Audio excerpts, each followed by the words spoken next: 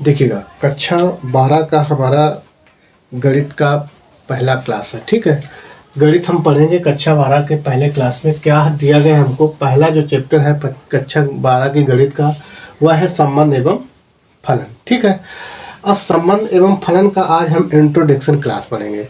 बहुत छोटी छोटी चीज़ों का रिवीजन करेंगे जो आप पढ़ चुके हो, आप जानते हो इनके विषय में, लेकिन पुनः हम इनका रिवीजन करेंगे क्योंकि इन चीज़ों का उपयोग होगा। यदि आप नहीं भी जानते हो तो भी उनको जान लीजिए, इन चीज़ों का उपयोग होगा। उन सभी चीज़ों का क्या करेंगे हम, रिवीजन। जो जानते हैं अच्छी बात है, उन दोबारा पढ़ लेंगे, लेकिन जो नहीं जानते हैं वो क्या है, इन सभी का रिवीजन करेंगे। तो देखिएगा क्लास में क्या है, सबसे पहले हम पढ़ते हैं क्या, प्राकृतिक संख्या।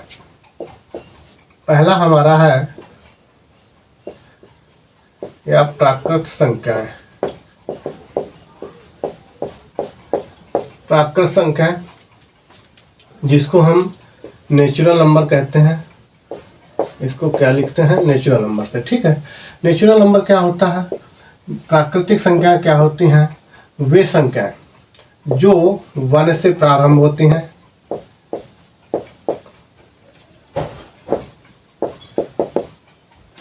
और अनंत तक जाते हैं, उसको हम क्या कहते हैं, प्राकृतिक संख्या कहते हैं। ठीक है, सेकंड हमारा क्या है, पूर्णांक।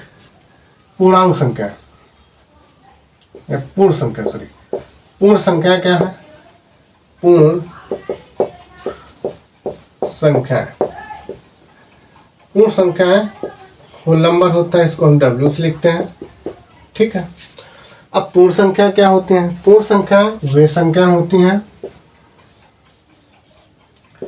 जो 0 से प्रारंभ होती हैं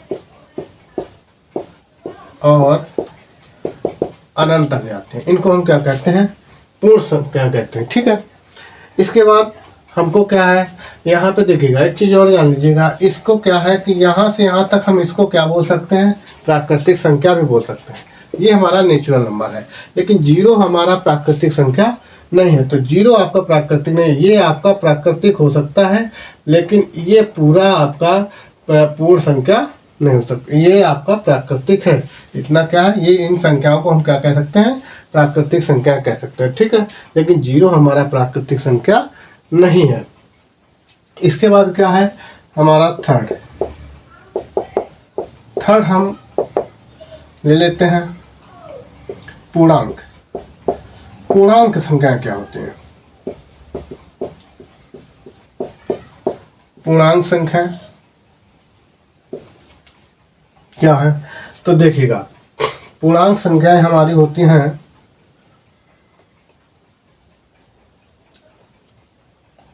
इसको हम नेचुरल नंबर लिखते हैं, नेचुरल नंबर से।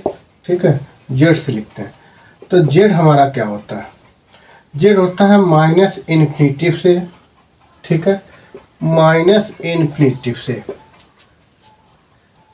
मान लीजिए -3 है, -2, -1, 0, 1, 2, 3 डॉट डॉट डॉट इन्फिनिटिव, ये हमारी क्या है, पूर्णांक संख्या है। ठीक है, तो पूर्णांक संख्याएं वे संख्या होते हैं जो माइनस इन्फिनिटिव से प्लस इन्फिनिटिव के बीच जो पूर्ण अंक हो। पूर्णांक का मतलब है पूर्ण अंक, जो पूरा अंक हो उसी को हम क्या कहते हैं, पूर्णांक संख्या कहते हैं। अब पूर्णांक संख्या हमारे क्या है, 2 प्रकार से बटी हुई है। एक तो है क्या, धनात्मक पूर्णांक, एक क्या है,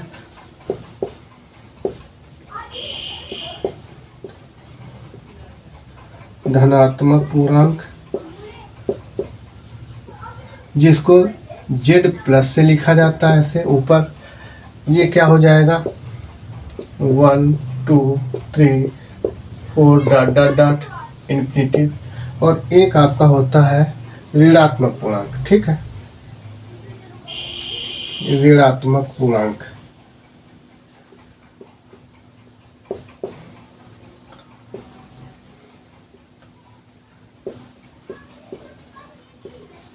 पूर्णांक, इसको इस प्रकार से आप लिखा जाएगा। तो माइनस इन्फिनिटिव, या हम थोड़ा लिख देते हैं माइनस इन्फिनिटिव, और हम कुछ संख्याओं को दर्शा देते हैं -3, -2, -1, इस प्रकार के। ये हमारे क्या है, धनात्मक पूर्णांक है, और ये हमारे ऋणात्मक पूर्णांक। ठीक है, इस प्रकार से हमारा पूर्णांक हो गया। इसके बाद हम क्या है, परिमेय संख्या देख लेते हैं। परिमेय संख्या क्या होती हैं,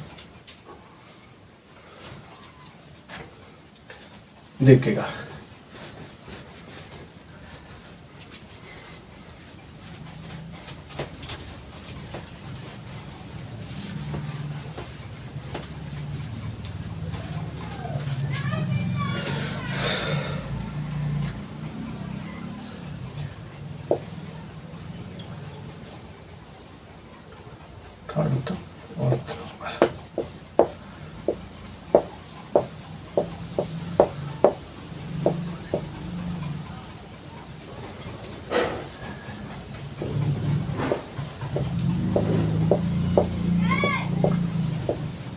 परिमेय संख्याएं, परिमेय संख्या।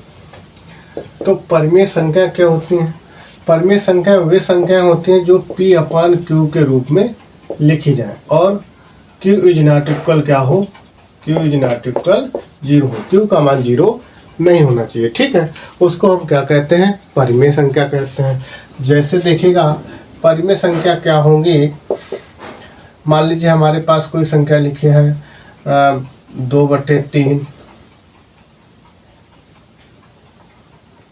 या हम लिख लेते हैं 3/1 मिनट, हाँ 2/3 मान लीजिए 3 लिखा है। ठीक है, इसके बाद क्या है, जैसे मान लीजिए हमारे पास 4 है, या आपका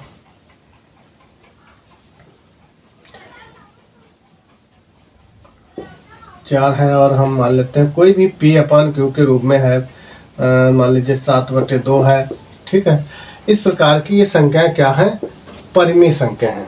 ये जो संख्या लिखी गई परिमेय। अब आप कहोगे 4 के नीचे तो क्या है, P/Q में लिखा नहीं, तो किसी भी संख्या के नीचे आप कोई भी संख्या दी, 4 दी जाए, 2 दी जाए है, मान लीजिए इसके नीचे हम 1 लिख सकते हैं, तो ये हमारा P/Q के रूप में हो सकता है। ठीक है, ये हमारी परिमेय संख्या है। जैसे और मान लीजिए हमारे पास √4 लिखा है, तो ये भी क्या है, परिमेय। इसका वर्गमूल ले सकते हैं, 2 लिख सकते हो, इसके नीचे 1 लिख सकते हैं, तो ये हमारी क्या है, परिमेय संख्या। ठीक है, इस प्रकार की संख्याओं को हम क्या कहते हैं, परिमेय संख्याएं, जो P/Q के रूप में लिखी जाती हैं, उन संख्याओं को क्या कहा जाता है, परिमेय संख्या।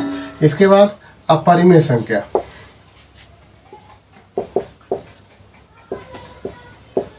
अपरिमेय संख्याएं, अपरिमेय संख्या, अपरिमेय संख्याएं वे संख्याएं होती हैं जो P/Q के रूप में नहीं लिखी जा सकती हैं। ठीक है, या जिनका दशमलव प्रसार अशांत हो और अनावर्ती हो। ठीक है, जिसका दशमलव प्रसार क्या हो, अशांत हो और अनावर्ती हो, उनको हम क्या कहते हैं, अपरिमेय संख्या कहते हैं। जैसे √2 है, √3 है। ठीक है, ये हमारी क्या है, अपरिमेय संख्याएं हैं। इस प्रकार की संख्याएं अपरिमेय हैं, या जिनका दशमलव प्रसार अशांत हो, तो अशांत और अनावर्ती हो, तो वो क्या कहलाती हैं, अपरिमेय संख्याएं। अब हम जो ज़्यादातर हमारा संबंध फलन में संख्याओं को प्रयोग किया जाएगा, वह क्या है, वास्तविक संख्या। वास्तविक संख्या, वास्तविक संख्या। वास्तविक संख्या क्या होती हैं, रियल नंबर। देखिएगा, इसका जो संकेत है वो क्या है, रियल नंबर। रियल नंबर से इसको लिखते हैं। तो वास्तविक संख्या क्या होती हैं, वास्तविक संख्याएं वे संख्या हैं, इन सभी संख्याओं का जो समूह होता है उसको हम क्या कहते हैं, वास्तविक संख्या कहते हैं। इन सभी संख्याओं का समूह क्या कहलाता है, वास्तविक संख्या कहलाता है। ठीक है, चाहे वो आपका क्या हो, मान लीजिए हमारा माइनस का इन्फिनिटिव -3 है। ठीक है, -2 है, -1 है, और मान लीजिए क्या है, 0 है, ठीक है, 1 है। इसके बाद या हमने मान लिया कितना 3/2 है, ठीक है। ये सभी संख्याएं क्या हैं, वास्तविक संख्या हैं, ठीक। इन सभी संख्याओं का √2 है। सभी संख्याओं का जो समूह होगा वह ये सभी संख्याएं क्या कहलाएंगी, वास्तविक संख्याएं कहलाएंगी। इन सभी संख्याओं का समूह क्या कहलाएगा, वास्तविक संख्या कहलाएगा, ठीक है। इसको हम रियल नंबर से R से प्रदर्शित करते हैं, ठीक है। यहाँ पे ऋणात्मक अलग अलग भी लिख सकते हैं, ऋणात्मक वास्तविक संख्या या धनात्मक वास्तविक संख्या। तो ऋणात्मक वाले में ऋण वाले लिख लेंगे, धनात्मक वाले में धन वाले लिख लेंगे, ठीक है।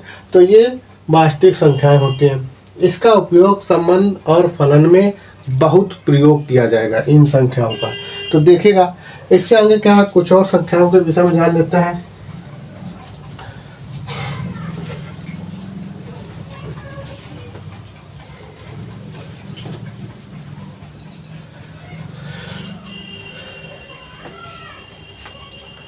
सम संख्या,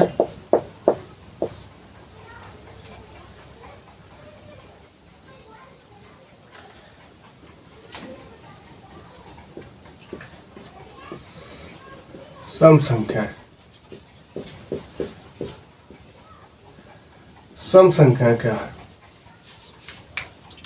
तो सम संख्या वे संख्याएं हैं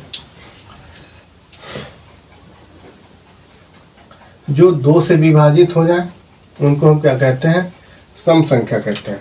सम संख्याएं वे संख्याएं हैं जो क्या हो जाए, 2 से विभाजित हो जाए। जैसे मान लीजिए क्या है, 2 है, 4 है, 6 है, 8 है, डॉट डॉट डॉट, ठीक है। ये क्या है, सम संख्या। वे संख्या होती हैं जो 2 से विभाजित हो जाए, उनको हम क्या कहते हैं, सम संख्या।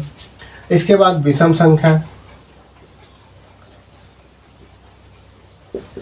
विषम संख्याएं। विषम संख्याएं क्या होती हैं, जैसे विषम संख्याएं वे संख्याएं जो 2 से विभाजित नहीं होते, उनको हम क्या कहते हैं, विषम संख्या कहते हैं। 1 3 5 डॉट डॉट डॉट, इनको हम क्या कहते हैं, विषम संख्या कहते हैं, ठीक है। ये हमारी विषम संख्या है। इसके बाद भाज्य संख्या, भाज्य संख्याएं। भाज्य संख्याएं वे संख्याएं होती हैं जो स्वयं से डिवाइडेशन हो, स्वयं से भाग चला जाए, और 1 से इनके अतिरिक्त भी यदि किसी संख्या से भाग जाता है तो उसको हम क्या कहते हैं, भाज्य संख्या कहते हैं, ठीक है। जैसे हमारे पास मान लीजिए है 4 है, 6 है, 8 है, ठीक है, 9 है। ये क्या हमारी है, भाज्य संख्या है। स्वयं के अतिरिक्त अन्य संख्याओं से भाग जा रहा है, इसलिए ये क्या है, भाज्य संख्या है। अभाज्य संख्या है, अभाज्य संख्याएं। अभाज्य संख्या, अभाज्य संख्या वे संख्याएं हैं जो, देखिएगा, अभाज्य संख्या वे संख्याएं जो स्वयं के अतिरिक्त अन्य किसी संख्या से भाग न जाए। स्वयं के अतिरिक्त और 1 से भाग चला जाएगा, अन्य किसी संख्या से भाग न जाए। स्वयं और 1 के अतिरिक्त अन्य किसी संख्या से भाग नहीं जाता है, उसको हम क्या कहते हैं, भाज्य संख्याएं कहते हैं, ठीक है। उनको हम क्या कहते हैं, अभाज्य संख्या कहते हैं। जो स्वयं के अतिरिक्त और 1 और स्वयं के अतिरिक्त अन्य किसी संख्याओं से भाग नहीं जाता है, ठीक है, उनको हम क्या कहते हैं, भाज्य संख्या, अभाज्य संख्या सॉरी कहते हैं, ठीक है। उनको हम क्या कहते हैं, अभाज्य संख्या। तो ये हमारी अभाज्य संख्या हो गई। इसके बाद क्या है, इसमें देखिएगा, अब हम कुछ फर्स्ट ईयर में जो आप पढ़े हुए हो क्लास में, तो उसके विषय में थोड़ा जानकारी कर लेते हैं, किसको क्या कहा जाता है। इतना तो हमने संख्याओं के विषय में जाना। इसके बाद हम फर्स्ट ईयर में जो आप लोग पढ़ के आए हो कुछ चीज़ों को, उसको देख लेते हैं, ठीक है।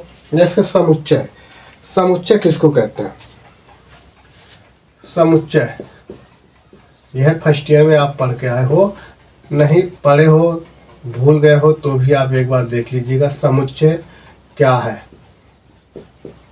समुच्चय को इंग्लिश में हम क्या कहते हैं, सेट कहते हैं। ठीक है, सेट तो नाम सुना ही होगा, सेट। ठीक, समुच्चय किसको कहते हैं? तो समुच्चय जो हमारा है, देखिएगा, इसको कहते हैं वस्तुओं के, लिख देते हैं हम यहाँ पे,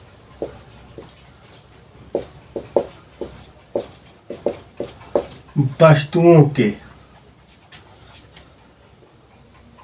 नहीं लिख रहा सही से,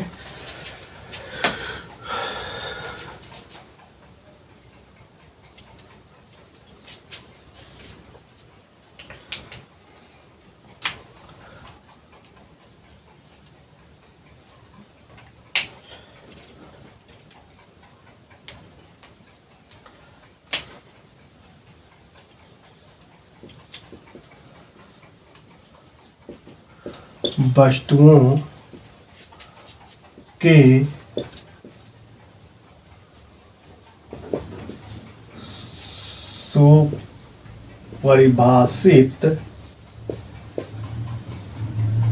सुपरिभाषित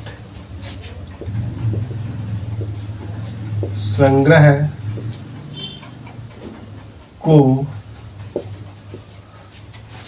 को समुच्चय कहते हैं। ठीक है, वस्तुओं के सुपरिभाषित संग्रह को हम क्या कहते हैं, समुच्चय कहते हैं। ठीक है, अब आपने सबसे इम्पोर्टेंट क्या है, ये इसकी परिभाषा है, वस्तुओं के सुपरिभाषित, जिसको हम परिभाषित कर सकें। सुपरिभाषित का मतलब जिसको हम क्या कर सकें, परिभाषित, बता सकें कि ये समुच्चय है। ठीक है, तो कैसे देखिएगा, कुछ एग्जाम्पल बता देते हैं, कुछ एग्जाम्पल हम दे देते हैं। मान लीजिए हमारे पास क्या है,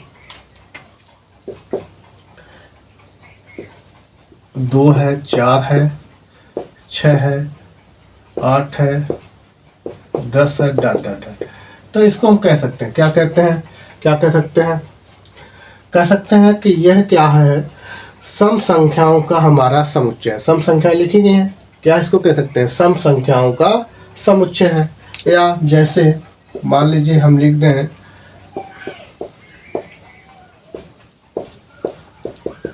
ये क्या है, ये हमारे पास विषम संख्याओं का समुच्चय है।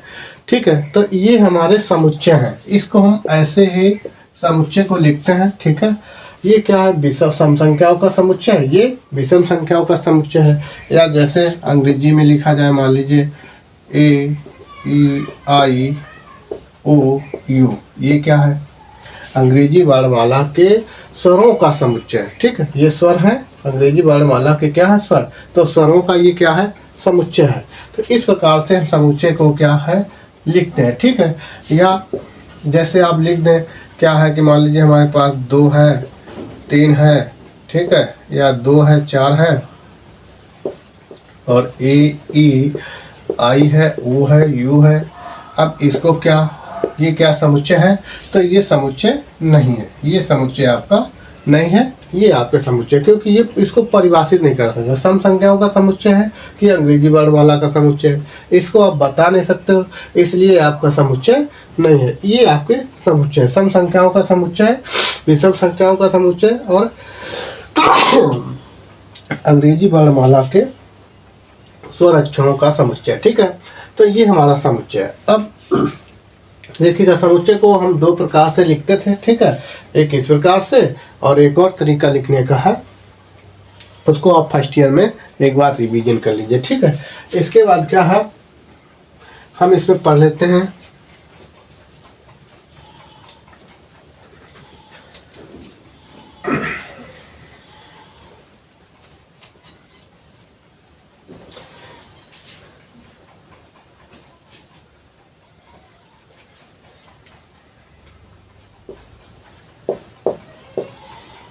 कार्तीय युग। कार्तीय युग, कार्तीय युग को क्या कहते हैं, ऑर्डर पेयर। ठीक है, याद रखिएगा इंग्लिश में ऑर्डर पेयर। कार्तीय युग्म को समुच्चय में कैसे लिखते हैं, जैसे ए कॉमा बी, या आपने श्रमिक संख्या फर्स्ट ईयर में पढ़ा होगा ए प्लस आयोटा बी। अब इसको कार्तीय युग्म में कैसे लिखते हैं, तो इसको लिखते हैं ए कॉमा बी, या लिखा हो एक्स प्लस आयोटा वाई, तो इसको कैसे लिखते हैं कार्तीय युग्म में, तो इसको लिखते हैं हम एक्स कॉमा वाई। ठीक है, ऐसे हम कार्तीय युग्म में इसको लिखते हैं, ऑर्डर पेयर में लिखते हैं। ठीक है, अब हमको पढ़ना है कार्तीय गुणन। दूसरा जो शब्द हमारा है वह क्या है, कार्तीय गुणन। कार्तीय गुणन जैसे हमको मान लीजिए दो समुच्चय दिए गए, हम मान लेते हैं हमको क्या है, एक समुच्चय ये दिया गया है, मान लो दिया गया है 1 3 1 2 3। ठीक है, 1 2 3 हमको ये मान लीजिए एक समुच्चय दिया गया। ठीक, या दूसरा हमको समुच्चय दिया गया है, मान लेते हैं ए बी सी, ये हमको दिया गया। ठीक है, ये हमको दूसरा समुच्चय दिया। अब इसको हमको कार्तीय युग्म में लिखना है। ठीक है, तो कार्तीय युग्म में या हमको इसका गुणा करना है, तो ए क्रॉस बी। कार्तीय युग्म में कैसे लिखेंगे, तो देखिएगा जो पहला अवयव होगा इसका इन पहले अवयव का इन तीनों के साथ क्या होगा, गुणा होगा। ठीक है, और उसको पहले कार्तीय युग्म में पहले लिखेंगे कैसे, 1 कामा ए, ठीक है, 1 कामा बी, 1 कामा सी। ठीक, अब इसका दूसरा जो इसका तीनों के साथ गुणा होगा तो क्या आएगा, 2 कामा ए। जो पहले समुच्चय लिखा जाएगा उसका अवयव कैसे लिखेंगे, पहले लिखेंगे। ठीक है, तो इसके बाद 2 कामा बी, 2 कामा सी। तीसरे को लिखना है तो 3 कामा ए, 3 कामा बी और 3 कामा सी। इस प्रकार से लिखेंगे। जैसे हमको मान लीजिए यदि हमको क्या करना है, बी क्रॉस ए करना हो, तो इसको कैसे लिखोगे, इसको लिखोगे ए कामा, इसको लिखेंगे हम क्या, ए कामा 1, ए कामा 2, ए कामा 3। ठीक है, इसके बाद क्या लिखेंगे, बी कामा 1, बी कामा 2 और बी कामा 3। तीसरों को लिखेंगे सी कामा 1, सी कामा 2 और सी कामा 3। ऐसे हम इसका क्या करेंगे, कार्तीय गुणा करेंगे। ठीक है, तो ये हमारा कार्तीय गुणा हुआ। इस प्रकार से हम इसको लिखते हैं। अब देखिएगा इसमें एक चीज और देख लेते हैं, अंतराल।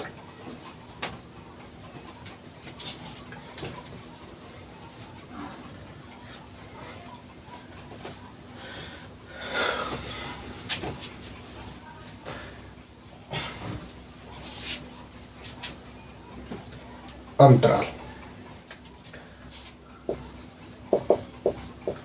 अंतराल ये भी आप फर्स्ट ईयर में पढ़े होंगे, लेकिन फिर भी देख लीजिएगा क्या है। देखिएगा अंतराल क्या है, सबसे पहले बंद अंतराल। पहला जो अंतराल है वो क्या है, बंद अंतराल। बंद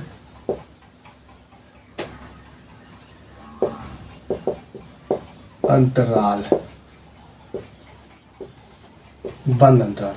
बंद अंतराल क्या है, देखिए बंद अंतराल की जो कंडीशन है वह है A less than equal to X और X less than equal to B. ठीक है, अब इसका मतलब क्या है, थोड़ा हम गणित की भाषा में उसमें समझाते हैं अंकों में। जैसे मान लीजिए हमारे पास 2 लिखा है, 2 less than equal to X और less than X less than equal to मान लीजिए 4 लिखा। ठीक है, इस प्रकार से लिखा है। तो इसको कैसे हम पढ़ते हैं, क्या समझते हैं, x का जो मान है, x का मान जो है वह है 2 से, x का मान 2 से बड़ा या 2 के बराबर है। जैसे रैखिक हम यहाँ पे खींच लें, मान लीजिए 2 है, 3 है और ये हमारे पास 4 है।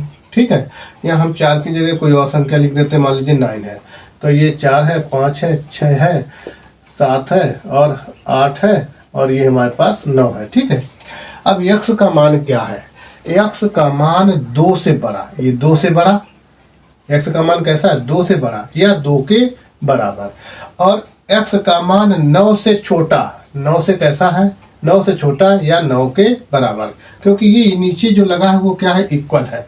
तो ये कहता है क्या, x का मान 2 से बड़ा या 2 के बराबर, 9 से छोटा या 9 के बराबर। और इसका जो संकेत होता है, संकेत जो इसका है, इसको लिखते कैसे हैं, तो इसका 2,9, ये आपका बंद अंतराल का क्या है, संकेत। तो संकेत क्या है इसका, संकेत देखिएगा, संकेत इसका है ये, इसको लिखेंगे a, b।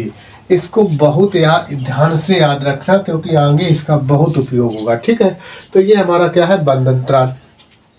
दूसरा क्या है देखिएगा, खुला अंतराल। खुला अंतराल, ठीक है। खुला अंतराल, खुला अंतराल क्या है, देखिए a लेस देन x और x लेस देन b। इसका मतलब क्या है, देखिएगा ये यदि हटा दें हम यहाँ पे, तो अब x का मान क्या होगा, x का मान 2 से बड़ा है, 2 के बराबर हम नहीं, क्योंकि इक्वल हट गया। तो x का मान कैसा है, 2 से बड़ा और 9 से छोटा, 9 के बराबर नहीं, 9 नहीं रख सकते हो x की जगह, क्या रख सकते हो, 9 से छोटा कुछ भी रखो और 2 से बड़ा कुछ हो। इसका जो संकेत होता है वह इस प्रकार से होता है, ठीक है। ये इसका क्या है, संकेत। तो इसका जो संकेत है, संकेत ए बी, इन कंडीशनों को आप याद रखना, ठीक है। इसके बाद क्या है, इसके बाद हमारे पास है अगला जो अंतराल है, इसको इधर लिख देते हैं,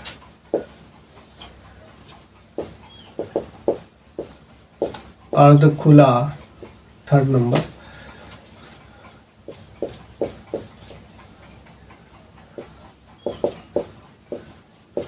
अर्ध खुला,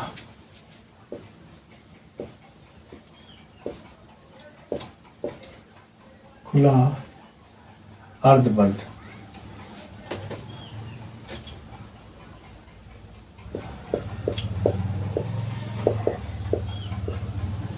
अर्ध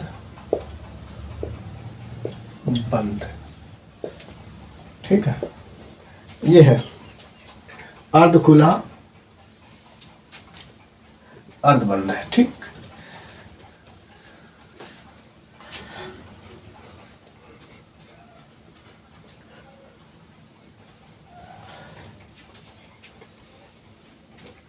इसकी कंडीशन क्या देखिएगा, अर्ध खुला, तो ये क्या है, x का मान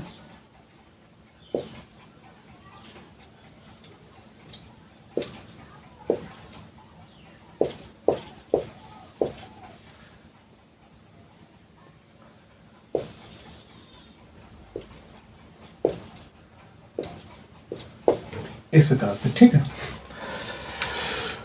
यहाँ पे क्या है, x का मान a से बड़ा या a के बराबर और b से छोटा होगा। तो ये हम कैसे लिखेंगे, इसका जो संकेत है a, b, इस प्रकार से, और इसको लिखेंगे a, b, इस प्रकार से हम इसको क्या है लिखते हैं, ठीक है। यहाँ पे x का मान a रख सकते हो और b नहीं रख सकते हो, b से छोटा ही रखो। यहाँ पे x का मान a नहीं रख सकते हो, b रख सकते हो, b से बड़ा रखना पड़ेगा, ठीक है। तो ये कुछ इसका क्या था, कुछ हमने बताया इंट्रोडक्शन में बेसिक। अब हम चैप्टर पे आएंगे, क्या है संबंध एवं फलन, संबंध के विषय में जानेंगे अगले लेक्चर में, ठीक है, आगे उसको पढ़ेंगे।